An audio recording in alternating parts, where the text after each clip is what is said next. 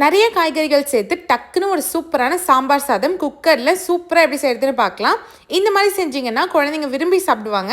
அது செய்கிறதுக்கு மெஷரிங் கப்பில் 1 கப் அளவுக்கு சாப்பாட்டு அரிசி, 1/2 கப் அளவுக்கு துவரம்பருப்பு எடுத்திருக்கேன், 2 ஸ்பூன் பாசிப்பருப்பு எடுத்து நல்லா வாஷ் பண்ணிவிட்டு இதோடவே 1 வெங்காயம் 1 தக்காளி சேர்த்துக்கலாம். கூடவே 2 பச்சை மிளகாய் சேர்த்துக்கோங்க. இப்போ உங்ககிட்ட என்ன காய்கறி இருக்கோ அது எல்லாமே சேர்த்துக்கோங்க. நான் இன்றைக்கி கேரட், வெண்டைக்காய், அவரைக்காய், கத்திரிக்காய், முள்ளங்கி இது எல்லாமே சேர்த்துருக்கேன். கூட 1 ஸ்பூன் தனி மிளகாத்தூள், 1 ஸ்பூன் சாம்பார் பொடி, 1/2 ஸ்பூன் மஞ்சள் பொடி சேர்த்துக்கோங்க.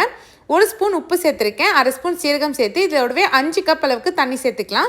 குக்கர் மூடி 3 விசில் வச்சு எடுத்துக்கோங்க. ஓப்பன் பண்ணிவிட்டு 1/2 கப் அளவுக்கு புளி தண்ணி சேர்த்து ஒரு 5 நிமிஷம் வேக வைங்க.